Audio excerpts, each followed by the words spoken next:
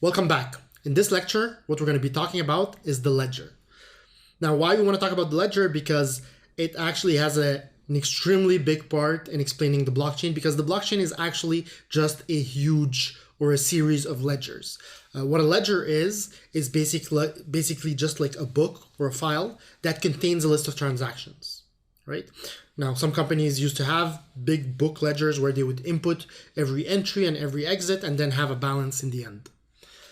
For us to understand how that works or relates to cryptocurrencies and the blockchain, though, let's create our own ledger, and that'll make way more sense, right? So let's imagine this. Let's imagine we're four friends and we have a bit of money.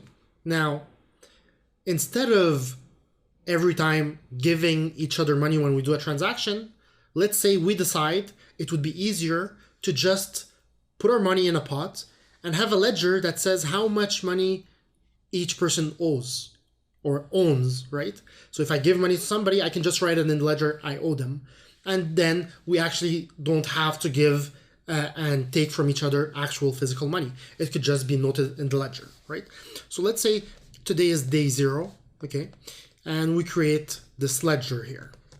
And in this ledger, what we have is we have names, people, okay, and this could be me, and let's say my friend Cam, Queenie, and Omid, right? And Omid. And let's say I have $100 because I'm rich. Cam has $20. Queenie has 50, and Omid has 0. Okay.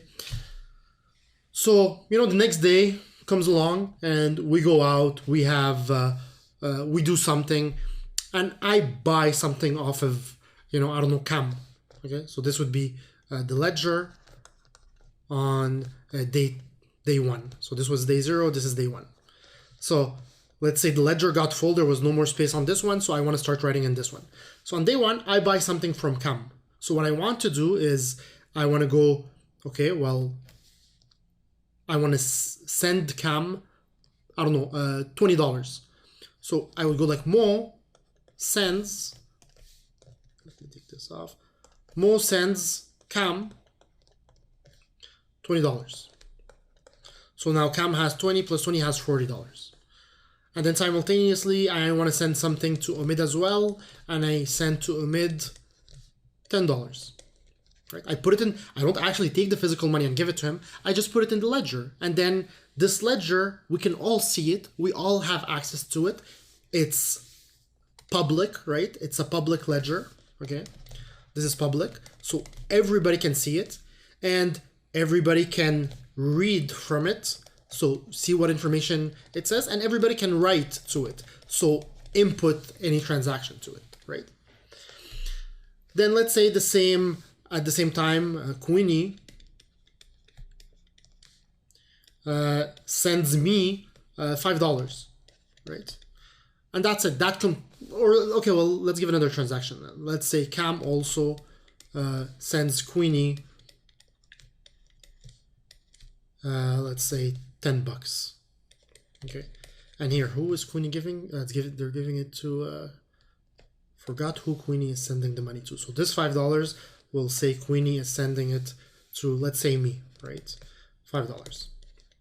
So now, in the end, if at the end of the day, we want to sit down together and see how much money every person owes to each other, well, very simple. All I would have to do is say, well, look, Mo had 100, but he gave away 30, but he received 5.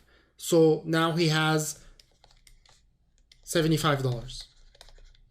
Cam, he had 20, he got 20, so now he has 40, but he gave away 10. So now Cam has $30, right? What about Queenie? She got 50, she gave away 5. So now Queenie has $45. Okay, Omid, well, he had nothing, but now he has 10. How much is all of this money? Let me see. 75 plus 30, that gives me 105 plus 45, 150. Total, $160. Well, how much money did we start with? Let's see, 75, 100, and 5, 150, 160. Did I miscalculate something here? Mo gave 20 to Cam, and I received, I gave 30 away, so I'm at 70, but I got 5, so I have 75. Yeah, Queenie gave 5 to Mo, so she's at 45. Yeah, Cam gave 10 to Queenie, so then Cam went from 20, 40 to 30. Yeah. Oh, and Queenie has, since she has 55 now. Yeah, she should have 55. Because Queenie actually, she had 50, she gave away 5, but she got 10. So I forgot to input this one, right? So she has 55. Let's put it in, 55. And, I'm not going to edit this mistake out of this video because that's actually,